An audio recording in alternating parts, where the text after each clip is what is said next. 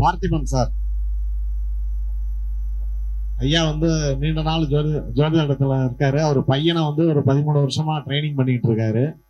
எங்க சங்கத்தின் பொருளாளர் அவர் தான். ஐயா வாங்க. வாய்ப்பிற்கு நன்றி.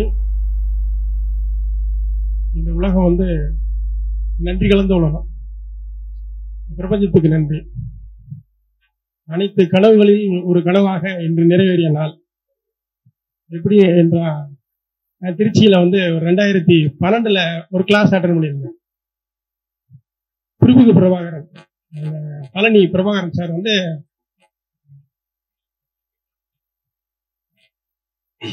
நாடியை பத்தி ஒரு கிளாஸ் போட்டிருந்தாரு. இப்ப திருச்சியில இருந்து அருகாமையில இருந்து படிக்கிறதுக்கு ஒரு வாய்ப்பை ஏற்படுத்தி கொடுத்தாரு. இந்த பிரபஞ்சத்துல ஏகப்பட்ட இடத்துல ஜோதிடம் பரவி கிடக்குது. எல்லா இடத்துலையும் வந்து யூடியூப் மூலமா எடுக்கிறோம், ஜாம்பவான்கள் மூலமா எடுக்கிறோம், பேராசிரியர்கள் மூலமா எடுக்கிறோம்.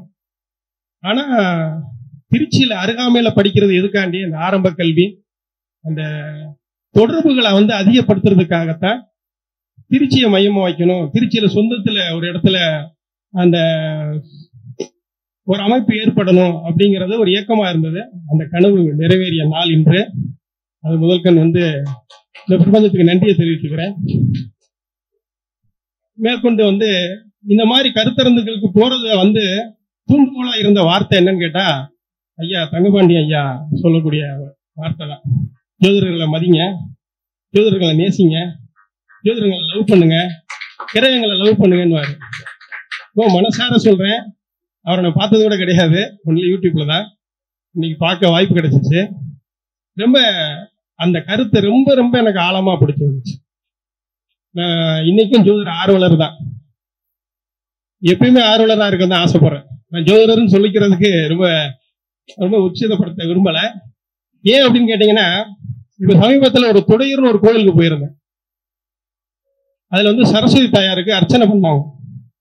அப்ப என் பையனுக்கு அர்ச்சனை பண்ண சொல்லி அர்ச்சகர் தூண்டினார். ஐயா எனக்கு அர்ச்சனை பண்ணுங்க, என் பேர் அர்ச்சனை பண்ணுங்க அப்படின்னு. ஏங்க உங்களுக்கு என்ன, நீங்க படிக்கிற ஸ்டூடெண்ட் தானே, நீங்க எப்பயுமே படிக்கிற ஸ்டூடெண்ட்டுங்க. என் பேருக்கு தான் முதல்ல அர்ச்சனை பண்ணிட்டு தான் என் பையனுக்கு அர்ச்சனை பண்ணேன். இன்னைக்கு இத்தனை பேர் இருக்கீங்க. எந்த நோக்கத்துக்காக இங்க வந்து உட்காந்துருக்கோம்? நாலேஜ், வேற எதுவுமே கிடையாது.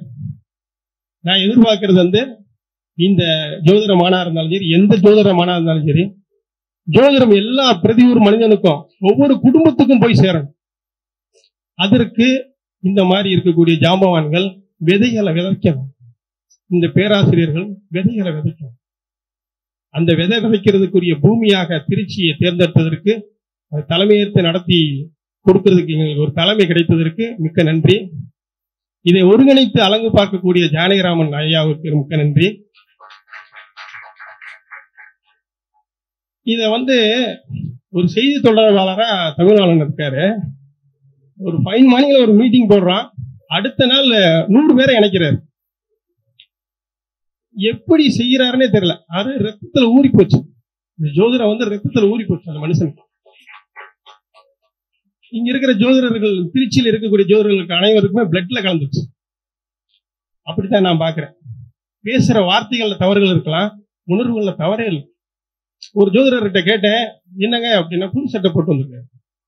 இனியா கல்யாணத்துக்கு போடுவேன், இல்லைன்னா ஒரு 60வது கல்யாணத்துக்கு போடுவேன். உன் வீட்டு திருவிழா மாதிரி ஒரு புது சட்டை போட்டு வந்திருக்கேன். அவர் வந்து பேசுறதுக்கு வார்த்தை இல்லை, அழுதுட்டு போயிட்டாரு. சோ உணர்வுகள்ல கலந்தது ஜோதிடம். ஐயா ஒரு மேடையில பேசும்போது சொன்னாரு ஜோதிடம் அப்படின்னாரு.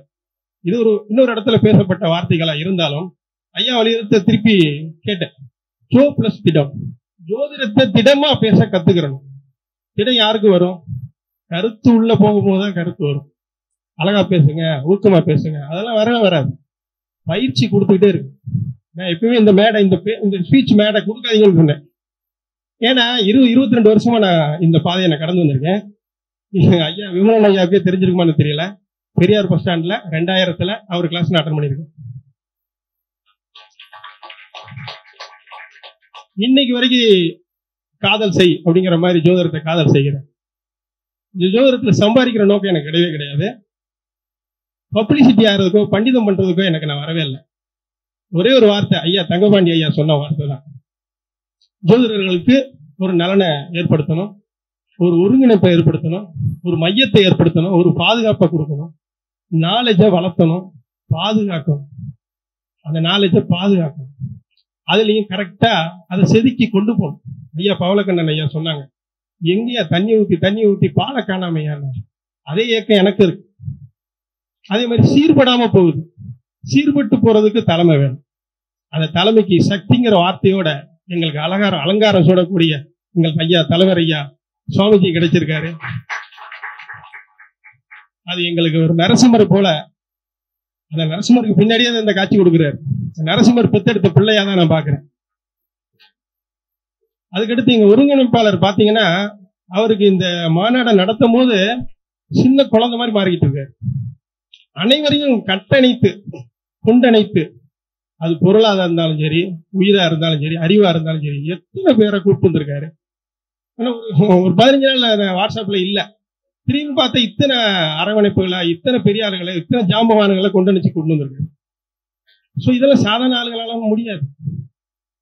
சுவாமிஜியோடைய வரலாறை பாத்தீங்கன்னா, ஆளே இல்லாம திருச்சியில பேசினா கூப்பிட்ட குரலுக்கு வரக்கூடிய 1000 பேர் இருக்காங்க.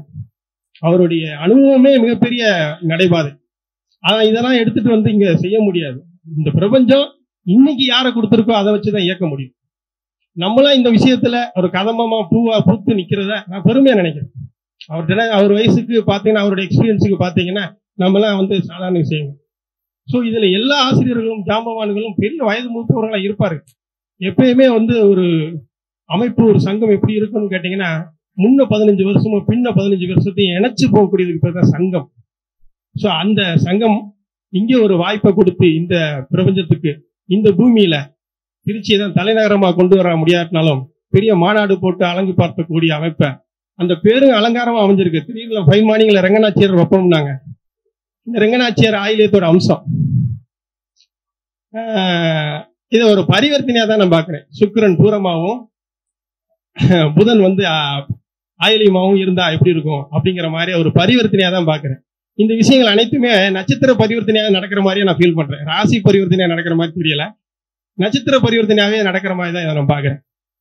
நீங்க ஒரு சிம்ம இமேஜ் பண்ணி பாத்தீங்கன்னா தெரியும். சிம்மத்துல புதனையும் பூர நட்சத்திரத்திலையும் சுக்கிரனை ஆயிலியத்திலையும் வச்சு பார்த்து ஒரு பரிவர்த்தனையா வச்சு பாத்தீங்கன்னா தெரியும். உள்ள அப்படியே அலங்காரமா இந்த மாநாடு வளர்ந்து வர விதத்தை நீங்க பார்க்க முடியும்.